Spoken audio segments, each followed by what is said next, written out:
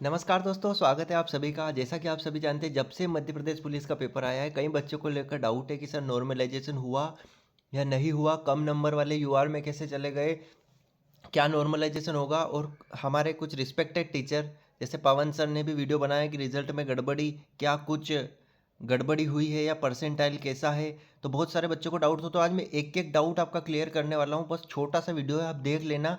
छोटा चैनल है, इसका मतलब ये नहीं समझना कि आपको यहाँ पे इन्फॉर्मेशन नहीं मिलेगी। बिल्कुल जो नोटिफिकेशन में लिखा है मैं आपको A to Z बहुत सिंपल वे में समझाने वाला हूँ।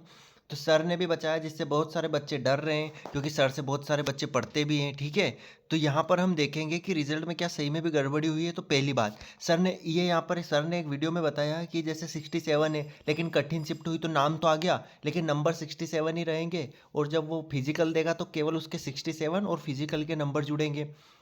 और जिस बच्चे के ज़्यादा नंबर है उसके ज़्यादा नंबर प्लस फिजिकल के नंबर जुड़ेंगे। तो बिल्कुल ऐसा नहीं हुआ है, नंबर इंक्रीज हुए हैं। परसेंटाइल का खेल इस बार ज़रूर हुआ है, लेकिन नंबर इंक्रीज हुए हैं। वो क्यों हुए हैं और मैं इतना श्योर क्यों हूँ, उसके लिए आपको थोड़ा सा आगे वीडियो देखना पड़ेगा, है ना। तो आगे बढ़ते हैं। तो देखो यहाँ पर लिखा है आरक्षित वर्टिकल श्रेणी, जो हमारे नोटिफिकेशन में लिखा है कि किसी भी आरक्षित वर्टिकल श्रेणी ओबीसी एसटी एससी ईडब्ल्यूएस के अभ्यर्थी जिनके अंक, यहाँ पर देखना ध्यान से, जिनके अंक अनारक्षित वर्टिकल यूआर श्रेणी के कट ऑफ अंक से कम नहीं है, परंतु उन्होंने उम्र में या शारीरिक योग्यता में छूट का लाभ लिया है, तो उनकी गणना आरक्षित श्रेणी में नहीं होगी। यहाँ पर क्लियरली अंक लिखा हुआ है। मतलब कि जो S C S T OBC के कैटेगरी के बच्चे हैं, अगर उन्होंने कुछ उनके कैटेगरी का लाभ लिया है, तब वो आरक्षित श्रेणी में नहीं जाएंगे। तो क्लियर वहाँ पे अंक लिखा है। दूसरा लिखा है कि किसी भी आरक्षित वर्टिकल श्रेणी ईडब्ल्यूएस के अभ्यर्थी जो अनारक्षित कट ऑफ से कम नहीं है, परंतु जिन्होंने उच्च वरीयता या उन्होंने कैसे भी करके कुछ भी उनकी एज का रिलैक्सेशन लिया है या उनकी श्रेणी का रिलैक्सेशन लिया है, तो वो आरक्षित श्रेणी में नहीं जाएंगे। जैसे बहुत सारे बच्चे बोल रहे थे कि सर हम यूआर में चले गए, तो आप बिल्कुल यूआर में चले गए, क्योंकि आपके नंबर इंक्रीज हो गए। क्यों? क्योंकि आपकी एज भी कम थी, आपने कोई अपनी कैटेगरी में एज का भी लाभ नहीं लिया था। ठीक है, आप 33 साल से कम थे। तो इस प्रकार से हुआ। अब थर्ड बात पे मैं चलता हूँ। देखिए यहाँ पर क्लियरली 2.7 ब में लिखा है परीक्षा में परिणाम नॉर्मलाइजेशन पद्धति। अब ध्यान से यहाँ पर आप सभी को देखना होगा, 2025 का ही है ये। मंडल के अनुसार ऑनलाइन परीक्षा का आयोजन एक से अधिक शिफ्टों में किया जाता है। ये यहाँ पर सब धोखा खा रहे हैं, यहीं पर सबको मात खा रहे हैं। ऐसी परीक्षा जिनका आयोजन एक चरण में तथा एक से अधिक पालियों में किया जाएगा, अतः ऐसे पद पाठ्यक्रम जिनमें एक से अधिक विषय पत्र देने का आवेदक पात्र होते हैं। ठीक है, और दूसरा पढ़ना, ऐसी परीक्षा जिनका आयोजन बहुचरण में, मतलब 2 चरण में होता है। जैसे एमपी पुलिस कांस्टेबल हो गया, ठीक है, इसमें आपका फिजिकल भी होता है और रिटर्न भी होता है।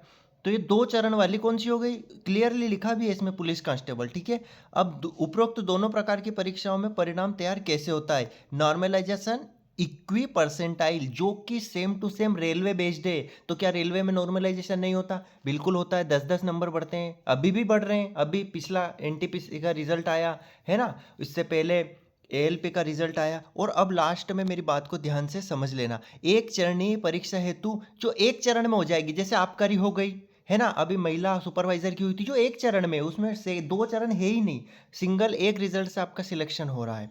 तो यहाँ पर ध्यान से हिंदी में पढ़ना, एक से अधिक पालियों में आयोजित परीक्षा या एक पाली में अधिक से अधिक परिविषय हेतु परसेंटाइल स्कोर से आपका रिजल्ट दिया जाएगा। ठीक है भाई, जो भी एक शिफ्ट में होगी या एक चरणीय परीक्षा है, उनमें परसेंटाइल आधार पे, जैसा कि महिला पर्यवेक्षक में रिजल्ट आया था।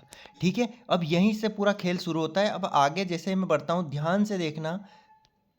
बहुचरणीय मल्टी स्टेज परीक्षा हेतु, यहाँ पर ये टीचर लोग कोई भी ये नहीं पढ़ रहे हैं कि मल्टी स्टेज मतलब बहुचरणीय परीक्षा में क्या होगा। यहाँ पर क्लियर लिखा है, in case where MPESB conduct examination in 2 phase stages, where first press through the competitive examination follow physical and personal interview examination is not appropriate to add professional professional score एक the percentile score. Clearly लिखा है कि उसमें percentile score नहीं add होगा। अगर आपको English समझ में नहीं आई तो देखना, नेक्स्ट मैंने हिंदी में भी इसका ट्रांसलेट कर रखा है कि ऐसे परिदृश्यों में जहां मध्य प्रदेश कर्मचारी मंडल चयन बोर्ड 2 चरणों में परीक्षा आयोजित करता है, एक प्रतिस्पर्धा जिसके बाद शारीरिक व्यक्तिगत साक्षात्कार होता है, ठीक है, जिसमें फिजिकल भी हो। यह पहले चरण के अनुपातिक प्रतिशत स्कोर को दूसरे चरण के अंकों के साथ नहीं जोड़ा जाएगा। एक क्लियरली लाइन नोटिफिकेशन में लिखी है कि प्रतिशत स्कोर को दूसरे चरण के अंकों के साथ नहीं जोड़ा जाएगा। प्रतिशत स्कोर को क्यों जोड़ेंगे भाई? संगठन अंतिम परिणाम तैयार करने के एक विशिष्ट कार्य प्रणाली अपनाएगा जो आगे दी हुई है, मैं आपको बताता हूँ, ठीक है। ध्यान से समझना, ये इंग्लिश में लिखा गया है कि कैसे अपनाएगा, इसको हिंदी में भी मैंने ट्रांसलेट किया है, लेकिन अभी आप पढ़ लो। आपका एक लास्ट में टी स्कोर बनेगा। क्या बनेगा? आपका एक टी स्कोर बनेगा, जेड वैल्यू के साथ टी स्कोर बनेगा, वो आगे मैं समझा दूंगा।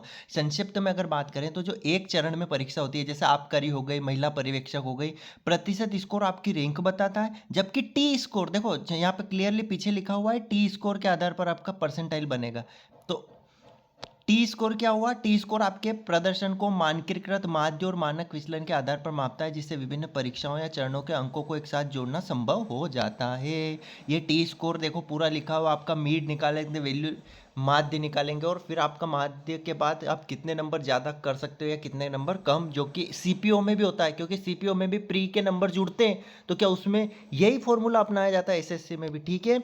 ये टी स्कोर का मैंने आपको बता दिया। तो कुल मिलाकर आपको ये लाइन यहाँ पे ध्यान रखनी थी, सिंपल, ये जो मैंने हिंदी में लिखा गया कि पहले चरण के अनुपातिक या प्रतिशत स्कोर को दूसरे चरण के साथ नहीं जोड़ा जाएगा, उसकी एक अलग ही विधि है जिसमें टी स्कोर निकलता है। ये वाला टी स्कोर एक मानकीकृत स्कोर है, मतलब आपके अंक है भाई वो। तो आपको डरने की जरूरत नहीं है। जिनका कम नंबर पे भी ज़्यादा में हुआ है उनका परसेंटाइल तो हुआ ही है, मैं मान रहा हूँ परसेंटाइल, लेकिन उनके नंबर भी इंक्रीज हुए, क्योंकि आपकी परीक्षा 2 चरण में थी। यहाँ पे देखो ये क्लियरली लिखा हुआ कि जिसमें 2 चरण है उसमें आपके अंक ही जोड़े जाएंगे, भाई परसेंटाइल कैसे निकालेगा, ठीक है। तो बिल्कुल भी नहीं डरे, और सभी अपने टीचर, रिस्पेक्टेड टीचर है। अब मुझे लगता है आप लोगों की जिम्मेदारी कि उन तक भी आप ये पहुंचा दें, ताकि आप उनको भी पता चल जाए कि कहाँ उनसे गलती हुई। तो thank you so much. Video पसंद आए तो कमेंट एक कर देना ज़रूर। धन्यवाद।